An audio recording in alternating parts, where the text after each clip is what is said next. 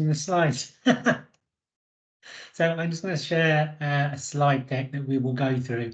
As Kay said, if you've got questions and if you put them into the chat box, and I'll stop regularly and we will we'll pick those questions up. If you've got more kind of that you feel are more personal questions to yourself, then I have set up a helpline that was in the comms, but they're also in the slide deck where you can contact me and I can talk to you on a kind of more one-to-one basis.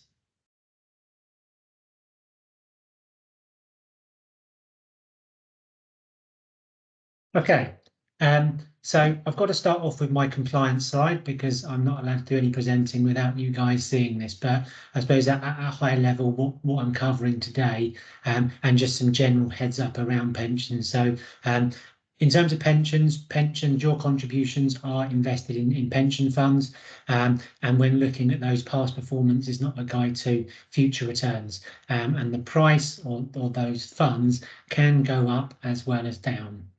So pensions are a long-term investment. So that point again, that you over the short term, you may see some fluctuations in your pot because the value can go up and down. And any reference within the communications you've received in the presentation I'm doing today are based on current tax legislations. Okay, so the laws at the moment on income tax and national insurance contributions and the allowances around that.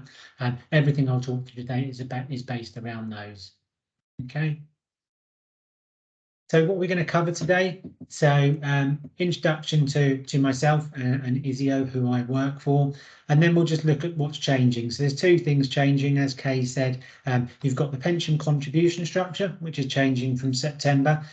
Hopefully you're all aware of that because you were consulted with that earlier in the year. And the second thing that's happening is that we're also introducing pension salary sacrifice. You might have also heard of that as pension salary exchange. They're quite interchangeable. It works in exactly the same way as other salary sacrifice benefits, such as childcare vouchers, if you've used those in the past. We'll look at the timeline. So what are the key dates that you've got to consider over the next few weeks? And then we'll cover off those two changes in more detail. So we'll have a more in-depth look at the contribution structure first. Then we'll look at salary sacrifice. How does it work? What does it mean? What are the changes for you? And then we'll just have a quick look at how you can access your pensions online. I've got questions there at the end, but as I said, please do ask questions throughout. So I work for a company called Premier. Premier were acquired by Isio back in January. So whilst I work for Premier, I am part of the Isio group. So that's who I work for. Who are we? We're independent financial advisors who are pension and employee benefit specialists. Importantly, we're authorised and regulated by the Financial Conduct Authority. So in terms of having a look at what's changing, so from September, there's going to be a new contribution structure in place. So as I said, hopefully you've seen those changes and you think those are a good thing. So I'll cover those off in a moment. But also what's happening, and as I said, you would have got a communication a couple of weeks ago, specifically looking at pension salary sacrifice. So what salary sacrifice is it's going to slightly change the way in which you pay your contributions. The contribution amounts won't change unless you choose to change them, i.e. you change from 4% to something else. It's just the method of how we put that through on the payslip, because what will effectively happen is you currently save income tax on your pension contributions. Under salary sacrifice, you will also save national insurance contributions as well. So at the moment, your contributions are tax efficient in the form of income tax relief. Salary sacrifice makes it even more tax efficient because you'll also save on your national insurance contributions as well. That note down the bottom there, just to say that you only start paying income tax and national insurance once your earnings exceed 12,570, and therefore if you don't save on income tax or national insurance, then we wouldn't have moved you or proposed moving you to salary sacrifice. Okay, so high-level timeline. Communications regarding salary sacrifice were issued on the 29th of July. We're now in a period of time where you've got time to consider whether you think that's appropriate. So there are a couple of different communications that got issued, and you may fall into various camps here.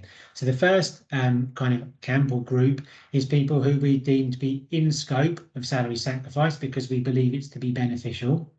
For those individuals, it should be clear in your communication that you fall within that group, but you have the option to opt out of salary sacrifice if you want to. Because if you're in scope from September, we're going to automatically put you in, but you do have that option to opt out. So if you fall in that camp, you've got any questions, you're not quite sure if it's appropriate, and say, get hold of me via the helpline and we can have a conversation.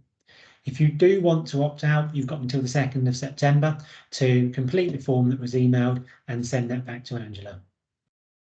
Some of the other groups we've got, so if we believe that salary sacrifice isn't appropriate for you, for example, you might not be making any savings, then you would have got a communication to say that we believe or you're going to be out of scope. It might be that you're not making savings, but we'll come on to this, but actually you can't do salary sacrifice if that sacrifice takes you below national minimum wage, as an example. Next part's the presentations, and this is the second presentation that we're running just to support you guys in understanding exactly what it means. Obviously, I appreciate that the pack that was sent out to you had lots of information. So the deadline to either change your contributions because we've got the new contribution structure in place, or to opt out is the 2nd of September. Okay, so if you think salary sacrifice is actually a good thing for you, you don't need to take any action. But if you did want to increase your contributions, for example, to take advantage of the new contribution structure, then you just need to complete the form that was also emailed to you and send that back to Angela by the 2nd. Okay. So before I go any further, Kay, have any questions cropped up in the chat box? There's just one from Kevin, but I think it's a point of detail around sort of like tailoring investments in the scheme. So Okay. I don't know if you want to pick that up now, Paul, or whether perhaps pick it up later on. I'll pick it up when we get to the online bit. Okay, fine, great. So firstly, looking at the new contribution structure. So hopefully you've seen this table before because you have been communicated with it. Effectively, this will be the new contribution structure from September. So if you're currently a member of what's called the DC or Defined Contribution Scheme, the current structure of that is a 4 and 4 matching. So what I mean by that is if you as the employee put in 4%, your employer will also put in 4%. So what's happening from September is that if you're on that 4 and 4 level, you don't need to take any action. The employer contribution is automatically going to increase by 2% to 6%. So you see on that table, that middle level, the standard level, if you're currently doing 4 and 4, you don't need to take any action. From September payroll, BCHT are going to increase their contribution by 2% to 6%, which I hope you agree is obviously fantastic news. What you might decide to do is that looking at that and think, well, actually, if I increase my contribution to 5%, actually the employer contribution will increase to 7%, i.e. you increase yours by 1% more and you get an extra 1% as well from the company. So if you're thinking, actually, I'd quite like to do that, take advantage of that, then as I said, fill in the form, send that back to Angela, and then that will take effect from September. Yeah. If you're currently a member of the Defined Benefit Scheme, the Care 80th Pension Scheme, you will be moving into the Defined Contribution Scheme and you'll automatically be put in on the 4 and 6 level, so the new standard level. Again, you may well decide that you want to increase your contributions above 4% because you might be paying more than 4% at the moment. So you may decide that you want to match what you're doing at the moment to get a higher contribution from the company. So the key points here is that if you want to increase your contributions and you want that to take effect from September, fill in the form and send that back to Angela. For people in the Defined Contribution Scheme, you're automatically going to see an increase of 2% employer contribution, no action required. If you're currently in the Defined Benefit Scheme, you'll be moving across the Defined Contribution Scheme and going in at the standard or the default level. Okay. Any questions, Kate, if I move on to salary sacrifice? No? Okay. So that's the first change that's happening. The second change that's happening, actually, I've jumped the gun a bit there. Before I move on, I've obviously said that you can increase your contributions above 5%. So you do more, if you chose to do the enhanced level, go to 5%, but you can go above 5% if you wanted to. I must stress that the employer contribution is capped at 7%, but you can go above 5%. There are some limits in terms of how much you get tax relief on. So right at the very beginning, I said you currently receive income tax relief on your pension contributions. The first thing when you think about is something called the annual allowance. So the annual allowance is how much you can contribute, and that's you and your employer combined, into all of your pension schemes on an annual basis and get tax relief. Yeah. So that is currently 100% of your earnings or 40,000, okay, whichever one is lower. So for most people, they aren't going to contribute more than 40,000, but it's important that you understand these allowances because, as I said, what you'll get is you'll get income tax relief up to the annual allowance. Anything you contribute in excess of the annual allowance, you will effectively need to pay the tax back, or the tax relief you get back. So that's the first one, the annual allowance. Second one is the lifetime allowance. So that is looking at the accumulation of all your pension benefits that you may have. And you need to think about your defined contribution benefits. So you just look at the value of the pot and your defined benefit schemes. So in your defined benefit schemes, you need to look at the projected pension, multiply that by 20 and also add any tax-free cash that's being projected as well. So the lifetime allowance is looking at your pension benefits over your lifetime. It's currently sitting at just over £1 million. And again, some people won't get near that. Some people will get near that and maybe on the call thinking, oh, I'm getting quite near that. I might need to think about that. If you're thinking that any of these allowances could impact you, as I said, happy to have a conversation with you on a more personal basis as to how that might impact on you. The final allowance to think about, and this is really only for people who are over the age of 55 and therefore able to draw on their private pension benefits, is that there's something called the money purchase annual allowance. So if you were to draw on your pot, so the pot you've got with the pensions trust, you were to draw on that and access more than your lump sum, your 25% tax-free lump sum, you trigger this money purchase annual allowance, which restricts how much you can put in tax efficiently from 40,000 all the way down to 4,000. So massive drop there. And don't forget that 4,000 would be employee and employer contributions. So what's the reason for this one? So the government were concerned that people were going to start taking their money out of their pension, mainly their tax-free cash, and then putting it back into the pension to get tax relief. So recycling effectively their tax-free cash to get the additional tax relief on that. Okay, so as I said, if you think any of these allowances might impact on you, please get in touch and I can talk you through those. As I said, this final one, the money purchase annual allowance, is only at the point of drawing your benefits. So in terms of pension salary sacrifice, so moving on. So what is salary sacrifice? As I said, some of you may come across it with other benefits that you may have had previously, but salary sacrifice or salary exchange involves the employee giving up part of their salary or their cash benefit in exchange for a non-cash benefit from their employer. So if we put that into pension salary sacrifice terms, what you're going to do, and if I give an example, let's take an employee who currently contributes 4% as an employee contribution into the pension. What they'll do, instead of making that 4% contribution, they will reduce their salary by 4%. So the sacrifice or the exchange, and in exchange for that 4%, the company will pay in that 4% along with their own contribution, all as an employer pension contribution, and that's the non-cash benefit. So let's take the new contribution structure from September, that standard level, and I'll go backwards so you can see someone's on the standard. The 4% contribution, they will no longer pay the 4% as a pension contribution. They will reduce their salary by 4%. BCHG will pay 6% plus that 4%. So the employer contribution now becomes 10%. So importantly, what you'll see in your statement from the pension provider from September onwards, if you're in salary sacrifice, is you'll see everything as an employer contribution and nothing as an employee contribution. Okay? And that's really important because that's how salary sacrifice is completed tax efficiently. It's the idea of giving up a cash benefit, i.e. your salary, for a non-cash benefit, i.e. an enhanced employer contribution. Okay, so in theory, you're still paying exactly the same amount, that 4%. All that's happening is we're changing the mechanics of how you contribute that 4%.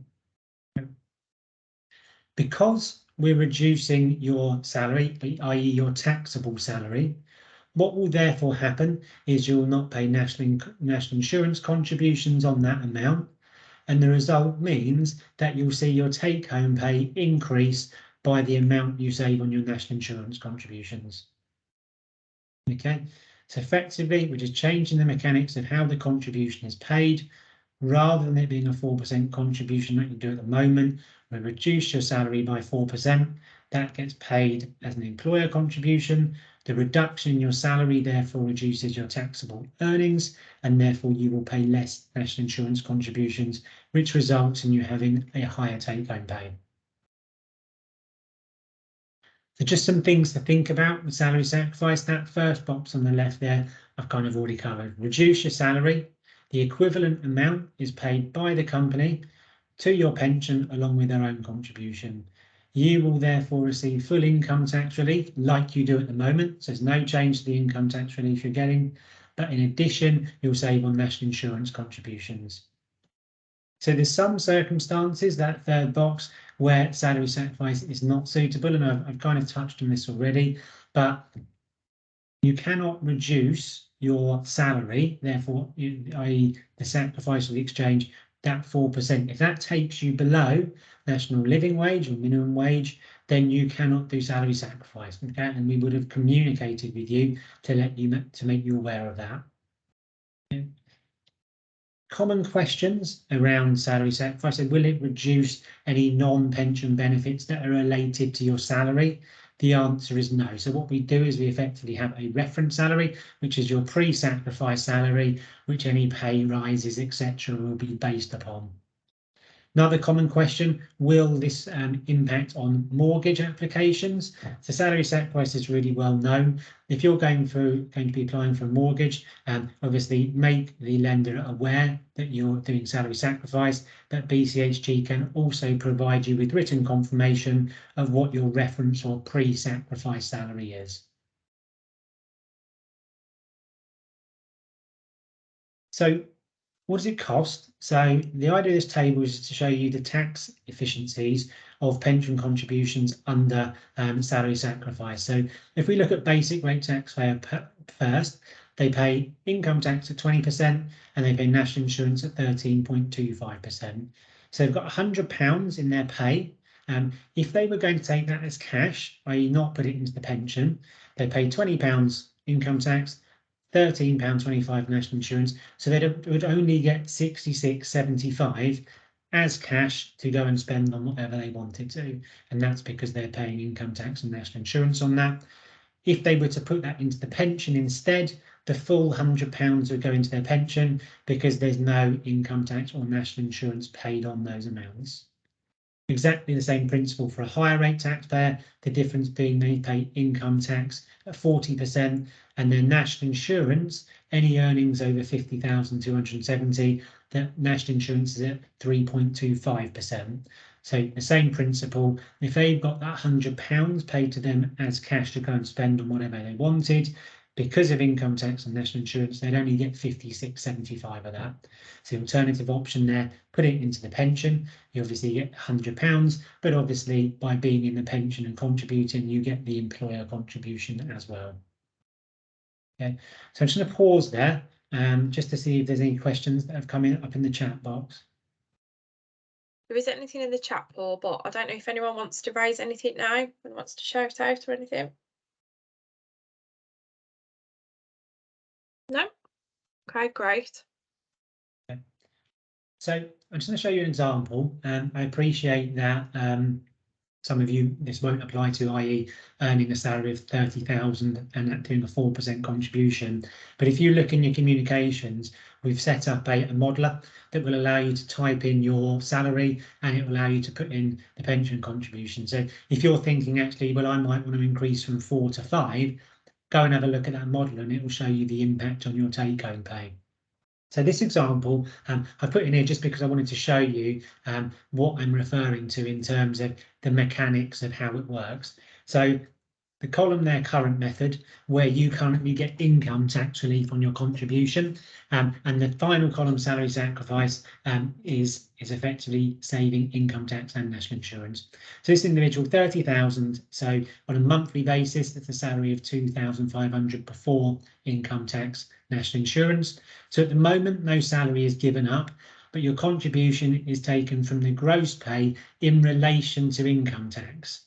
That means that you save income tax relief because, as you can see from line B, your income tax is based on your earnings after that contribution has been taken off, so 2,400, but your national insurance contributions are based on the full 2,500. Okay.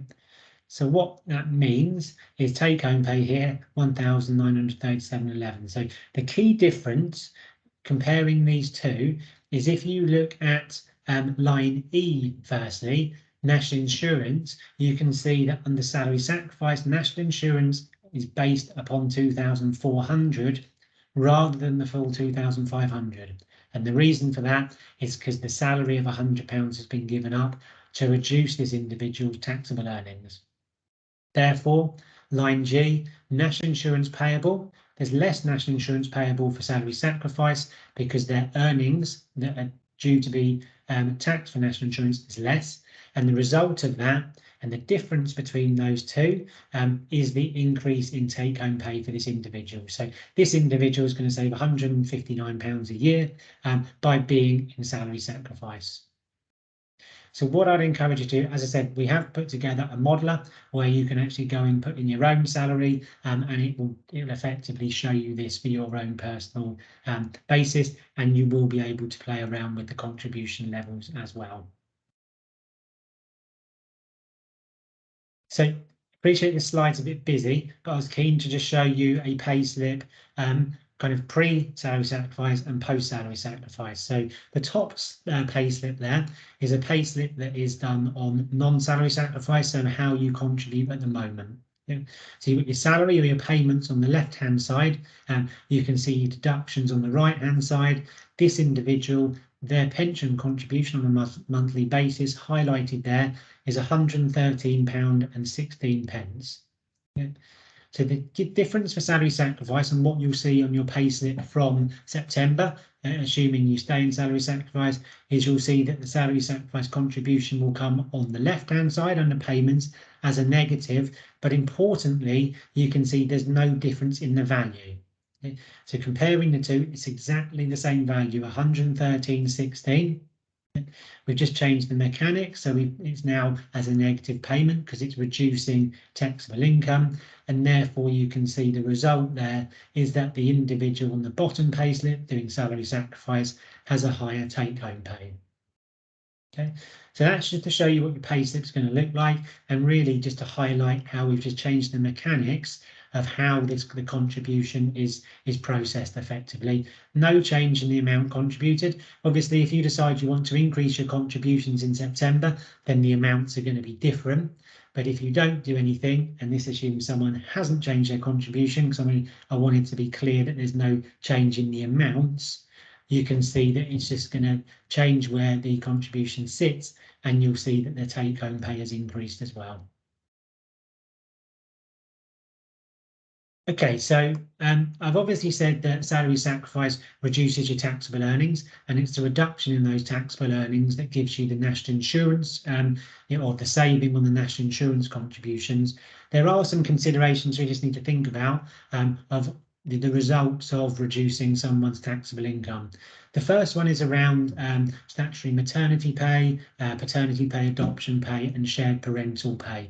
So these are all based upon someone's taxable earnings, and the taxable earnings over a period before the due date effectively. Now, because taxable earnings have been reduced, it would mean that someone doing salary sacrifice in that period before going on leave would have a lower level of that statutory payment. And the reason being that the statutory payment by SNP, for example, is based on a lower taxable level. Common question I do get asked, so someone's doing salary sacrifice, they obviously are aware they're going to have a baby. Can they opt out of salary sacrifice if they want to? Yes, you can opt out of salary sacrifice for any reason if you're in it. So don't feel that you're stuck within salary sacrifice if you don't opt out in September. Okay, so there is some flexibility there around whether you're in salary sacrifice or not.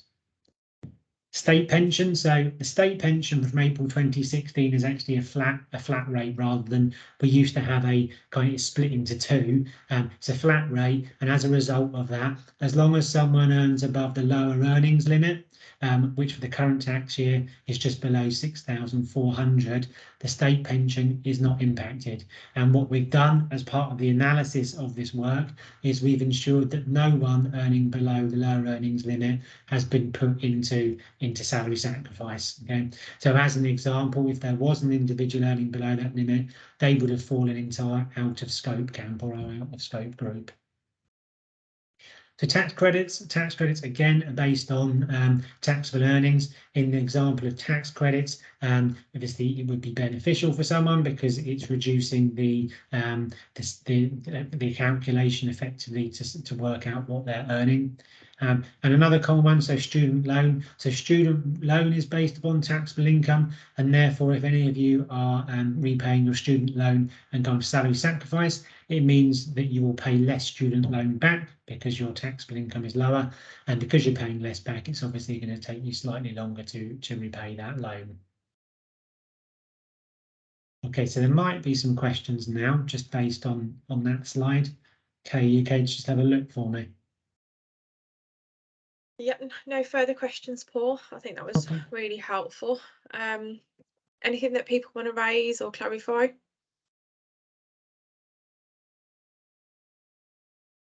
No, it may be late. It may be later. Something crops up in your head, and as I said, you'll be able to contact me. Did I cut over someone there? Were they about to speak? Yeah, I think Kevin, did you want to come in?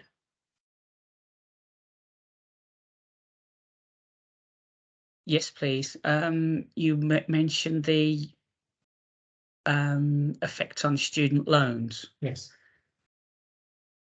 I mean, this might be, I'll have to ask it as a separate question, but there's going to be parents who are having children at university, for example, and their children's student loan is obviously based on the parents' income. So presumably if your income reduces because of this, I presume we can tell student finance. As long as, so I'll check it out. As long as their assessment is based on your taxable income, then that would be correct. I don't know what their assessment is based upon, but as I said, on the assumption that their assessment of the parents' income is on their taxable income, then yes, it would reduce that. Thank you.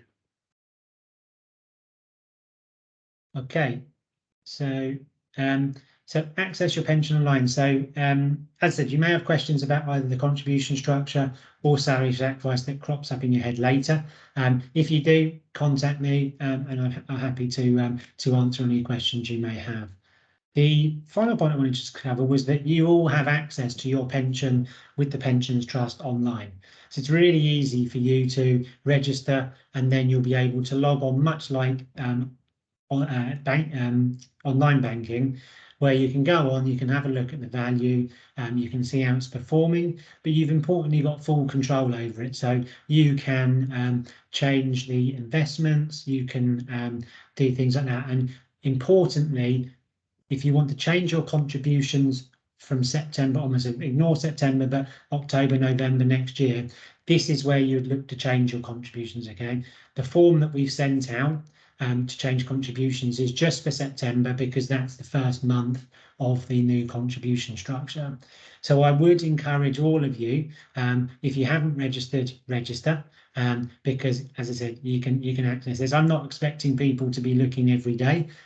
You know, that's just not going to happen. But it is important that you are monitoring your pension. Obviously, you're putting money in, the company's putting money in as well. So you can have access to this. And as I said, you've got visibility of your pension. So Kevin, obviously, I think you had a question around presumably the investments and the funds you're invested in. Yes.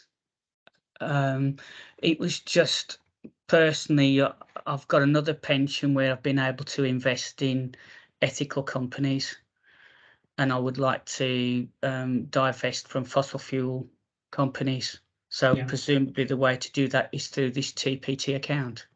It is. So what we'll do is I'll take an action. So one of my colleagues works closer on the TPT account. I'm focusing on salary sacrifice, but what we'll do is there should be some funds, that an ethical fund, for example, that focuses more around what you're looking to do.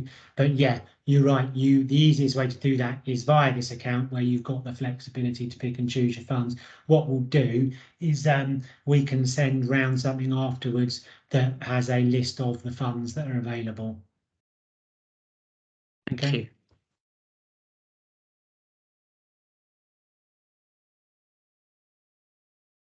Okay, what you've also got on this account is there'll be modelling tools as well. So you can have a play around with, you know, for example, you're thinking about increasing your contribution from 4% to 5%, for example. There's modelling tools on here that will show you the impact on your projected overall pot at the end. So you can see, you know, the importance of actually, but if you increase it to 5, you're going to get 7 from the company, so you'll be able to put that in. But also you've obviously got the investment growth over time. I said right in the beginning, pensions are a long-term investment vehicle. So over the long term, you'd hope that those contributions are going to grow for you, and therefore you'll be able to get an idea of what that pot might look like, you know, at your retirement, whenever that might be. Obviously, that modeler will caveat that funds will go up and down, just like I said at the beginning, in terms of just to be aware of that. But over the long term, you'd hope that you get some growth, and that's the aim really of the funds, that over the longer term you're looking to grow that pot. So timeline reminders. So as I said, the communication for salary sacrifice was issued end of July. We're now in a period of time where you've got time to consider. Firstly, if you wanted to opt out of salary for sacrifice, if you're in scope.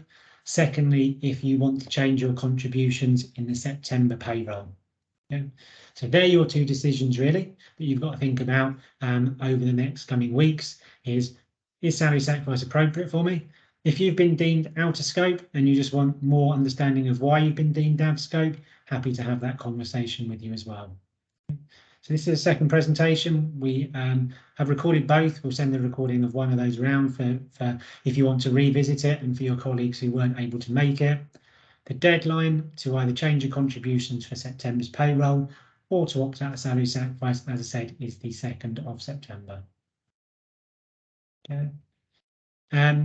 So any more questions? I'm just wondering, Paul, do you think we covered enough the option of the entry level pension, the 2%, 6%? Are people comfortable with the fact that we've talked about, you know, the standard will be 6 and 4, and that people can move up to the 7 and 5? But actually, if people wanted to, from an affordability point of view, they could sort of drop down to the entry level pension. I'm not sure if people were perhaps, or if I missed that, I'm sorry. No, that's fine. So as Sarah said, the standard or default level there is 4 and 6, but there's a new level, an entry level there, which is 2 and 6. So there's flexibility either way really, to increase or go down to that level. Thanks, Paul.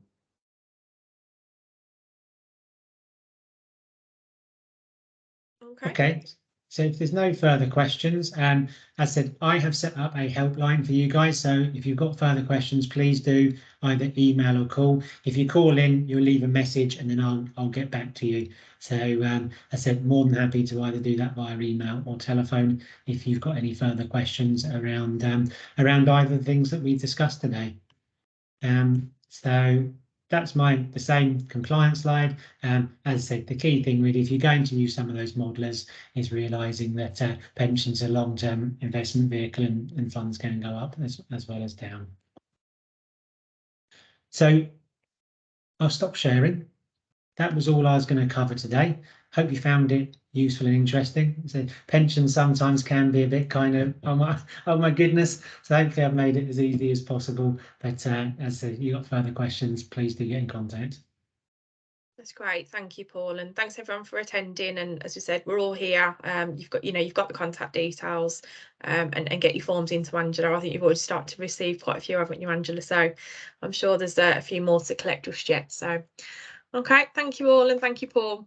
Thank you. See Yes, you later. thank you, Paul. Thanks. Very Yeah. helpful. Thank you. Bye. Bye. Thanks. Bye.